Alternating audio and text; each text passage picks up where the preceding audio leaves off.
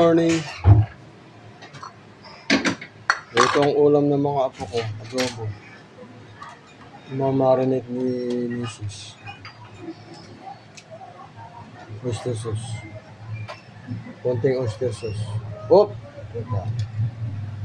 Ang dami. Naman tayo sa O. Kalahati lang.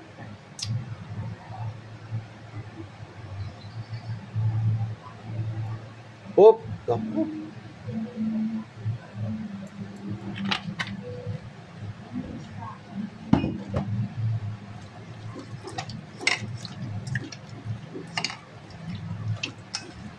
Pandagdag natin ulam.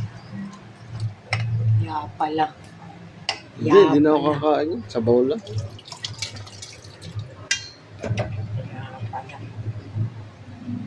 Sabaw lang. Masakit na nga pa ako. Ay, nawala. Uminom na akong luya.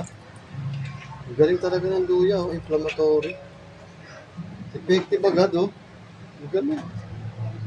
Palagay doon, inflammatory yung luya. Anti-inflammatory. For the faculty.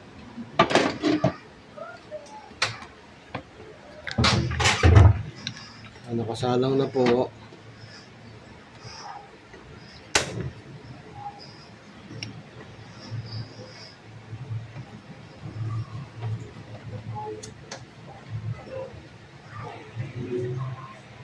Papalambutin natin.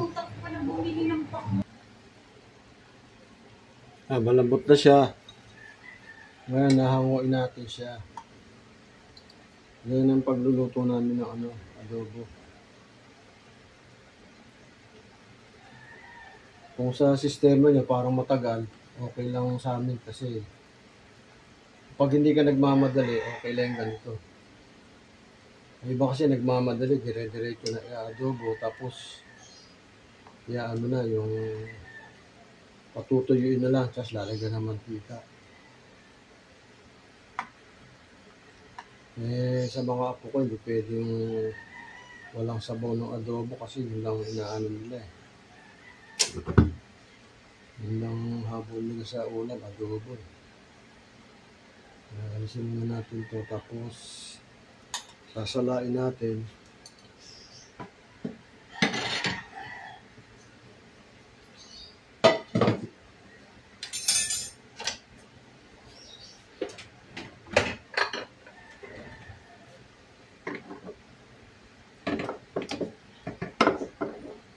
Lagyan natin dito, sasalain. Yung pag gano'n, yan ang panggigisa. Yan.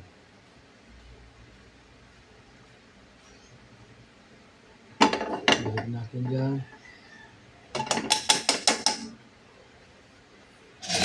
Lagyan natin ng konting mantika. Yan.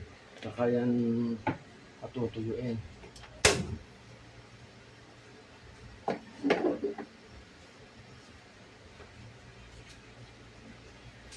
Subukan nyo, masarap.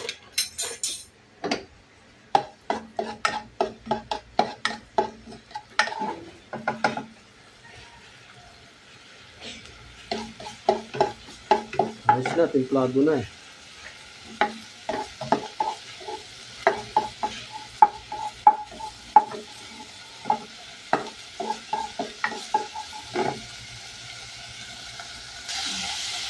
Yan, naigisa na yung bawang. Nilagay na kita niyo yung bawang. Golden brown na. Yun, ang bango. Napakahirap ako, di. Gano'n ko muna. Diba? Para ko yung pang-kesa.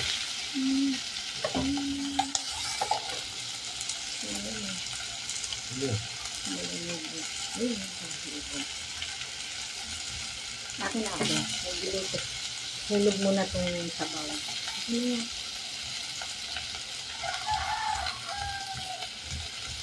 Yan. Isa na lang. Yan, nag-isa na. Lagyan natin yung sabaw. Yan, masarap na adobo. Ginisa. Okay na siya. Kaya may sabaw dahil mga bata. Pero kami lang, misis, pinapatayo namin yan. Gusto ng mga bata may sabaw. Kunti sabaw.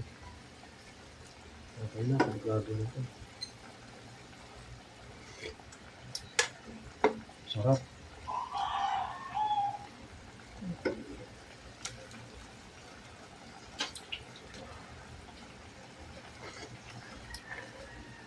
Sarap.